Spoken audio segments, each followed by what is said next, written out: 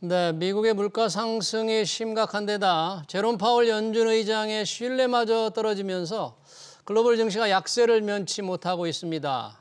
투자자들은 언제까지 손실을 감당해야 할지 속을 끓이고 있는데요. 이번 주 시장 전망 알아보겠습니다. 곽상준 신한금융투자 강북센터 지점장 전화로 연결돼 있습니다. 지점장님 안녕하십니까?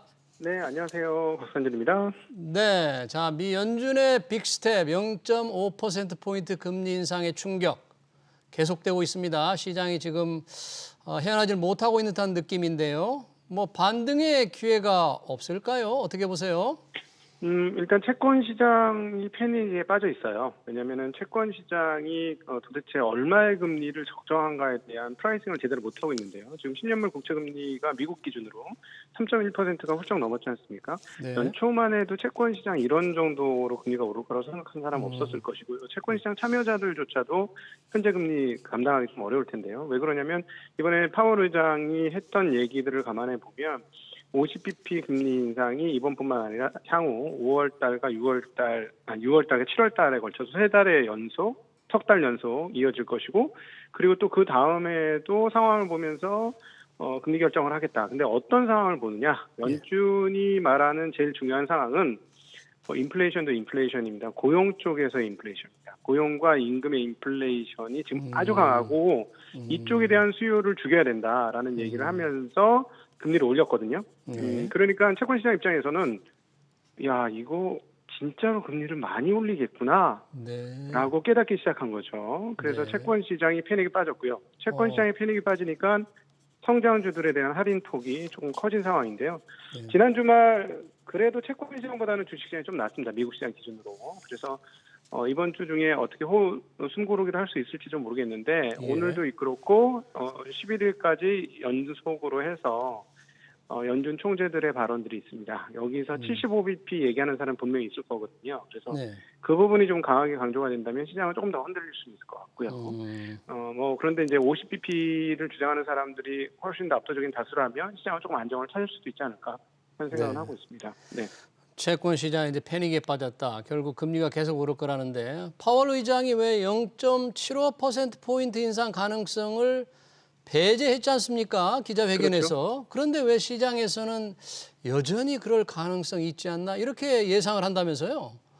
그렇죠. 지금 패드와치에서 보고 있는 그 가능성이 여전히 75bp에 대한 가능성을 상당히 열어놓고 있기 때문에 근데 이렇게 되는 것 같아요. 그러니까 패닉에 빠졌다는 표현을 드렸던 이유가 네. 채권 시장 심리가 많이 쫄았다는 거예요. 지금. 그러니까 그동안에는 되게 자신 있게 붙었거든요.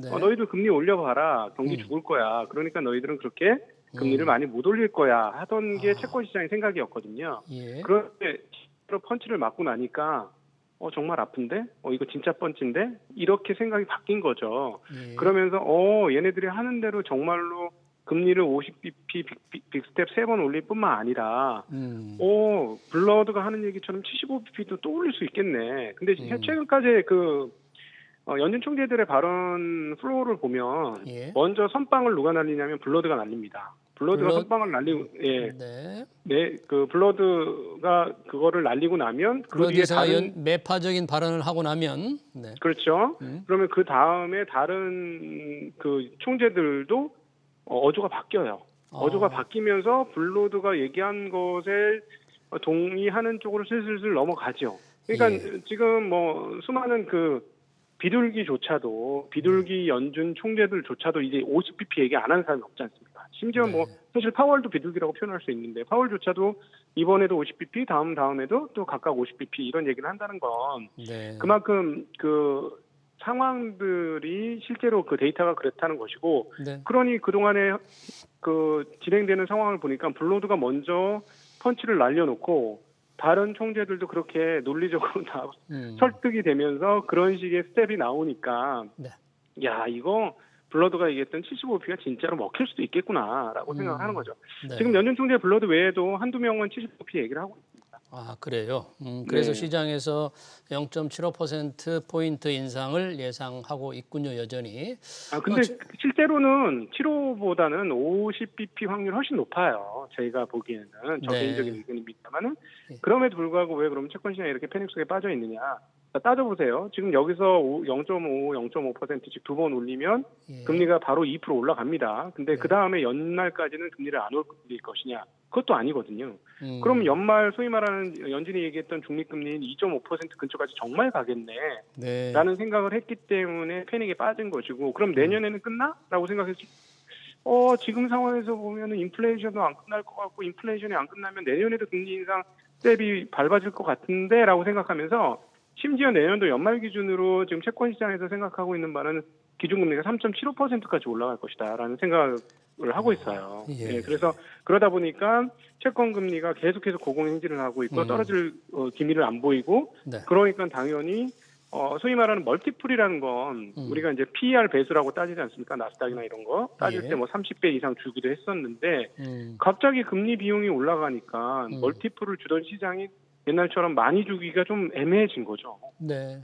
예, 그게 지금 최근에 미국 시장에서 나타난 현상이다 이렇게 정리해 볼 수 있을 것 같습니다. 네, 방금 이제 PER 주가 수익 비율 멀티플을 말씀하셨는데 지난주 증시를 보니까 뉴욕 증시 기술주와 이커머스 기업들이 특히 많이 떨어졌어요. 네, 이들 기업이 금리 인상에 왜 이렇게 취약한 걸까요? 현금이 안 나오지 않습니까? 기업들이.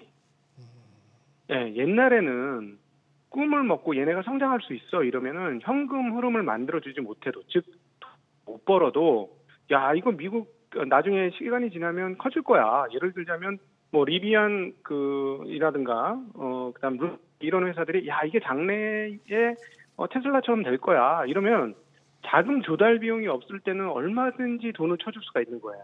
예. 그리고 얼마든지 배수를 쳐줄 수가 있는 건데 이제는 자금 조달 비용이 엄청나게 올라가는 거죠. 채권 네. 금리가 이렇게 올라갔다는 건 뭐냐면 돈 빌릴 때 돈을 써야 된다는 얘기예요. 네. 예전에는 돈 빌릴 때 뭐 0점 몇 프로 이러니까 그건 뭐 눈에도 안 보이고 뭐 그 정도 비용이야 별 부담도 안 돼 이러고 네. 돈을 빌려 썼는데 네. 이제는 돈을 빌려 써서 돈을 밀어주려고 하니까 비용이 너무 많이 나가는 거죠.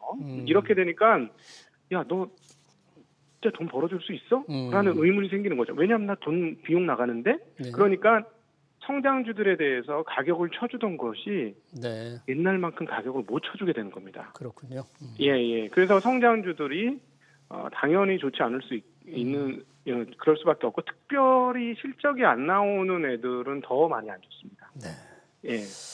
자, 연준만이 아니라 우리 한국은행 금융통화위원회도 26일 금리 결정이 있습니다. 금리 인상 얘기들이 나오고 있는데 시장에서 어떤 결정이 내려질 것으로 전망을 하고 있나요? 시중 실세 금리를 통해서 이런 것들은 역으로 추적할 수 있는데요.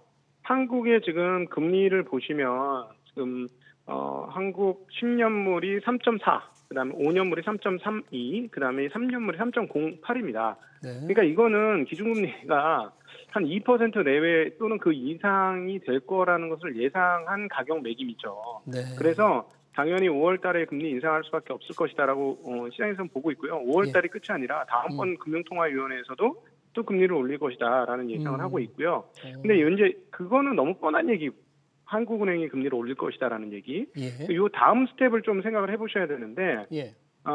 어떻게 될지는 뭐 정확하게 가봐야 알겠습니다만은 제가 판단할 때는 지금 동북아 3국 중에서 금리를 올리고 있는 나라는 한국밖에 없어요. 그렇죠. 지금 중국은 부양을 해야 되기 때문에 금리를 올릴 생각이 아니라 내릴 생각을 하고 있고요. 그다음에 일본 같은 경우는 뭐 장기 금리에 대한 YCC 일드컵 컨트롤을 계속 하겠다라는 얘기를 하고 있잖아요. 예. 그러니까 어떻게 되냐면 달러 대비 통화가 약세가 될 수밖에 없습니다.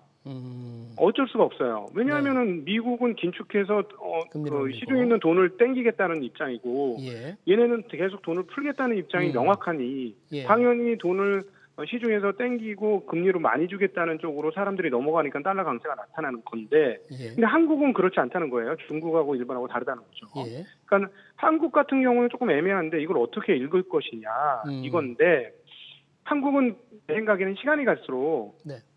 일본 엔화나 그다음 중국 위안화에 비해서는 강세 통화일 가능성은 논리적으로 있습니다. 네.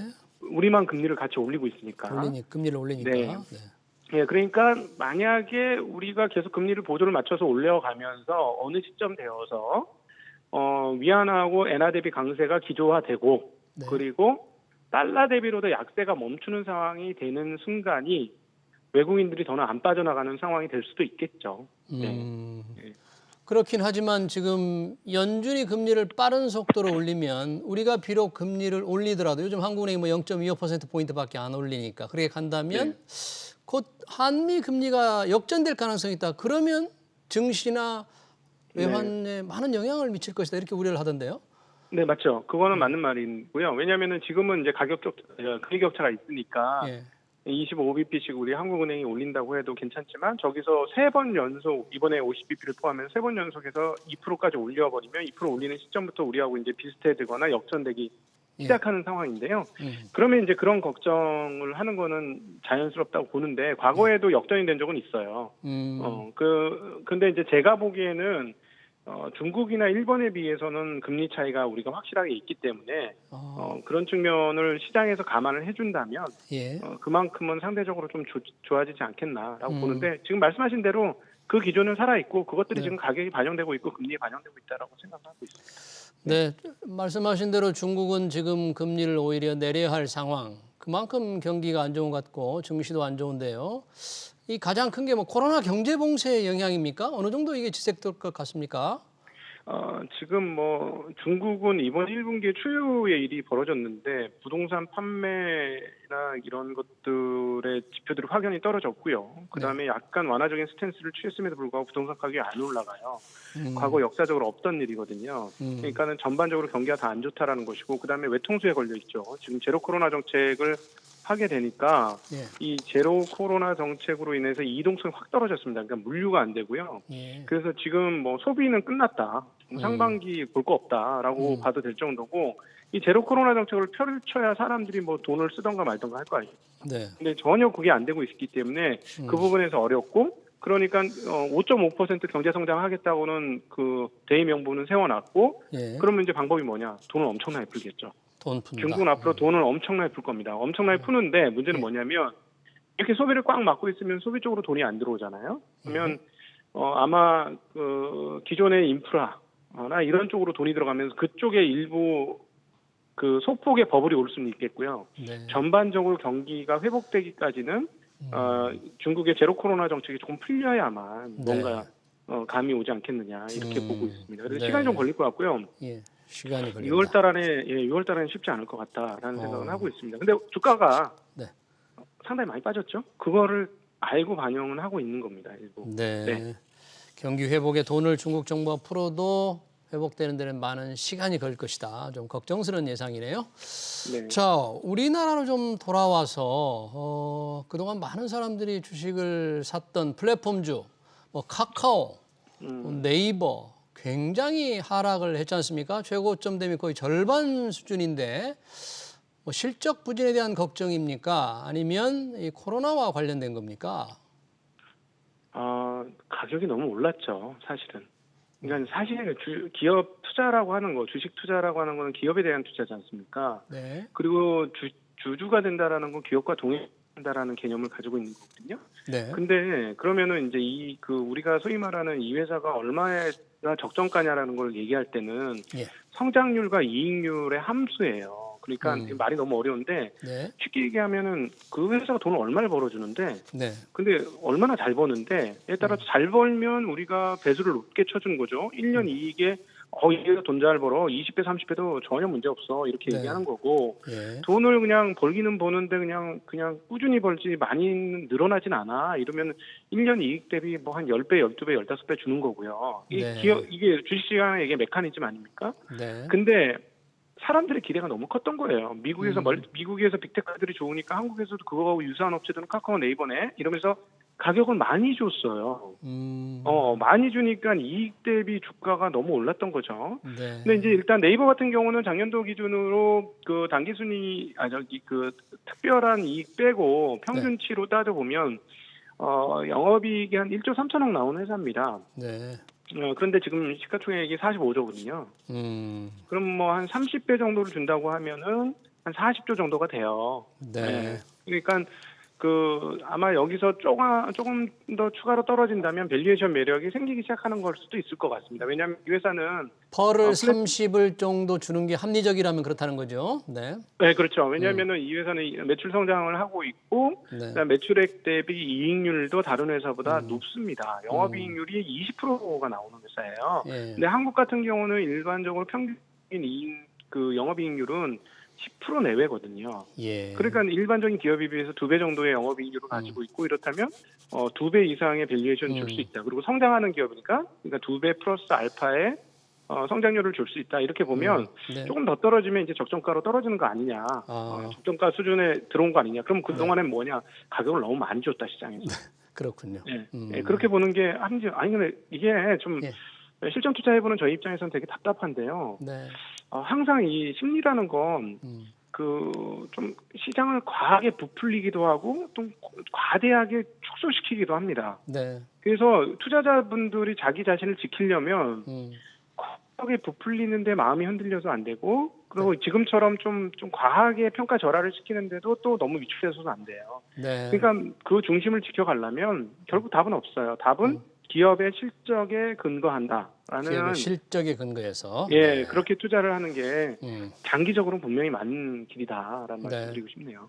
네, 잘 알겠습니다. 이번 주 증시 전망 잘 들었습니다. 지금까지 곽상준 신한금융투자 강북센터 시험장이었습니다. 고맙습니다. 네, 감사합니다. 네.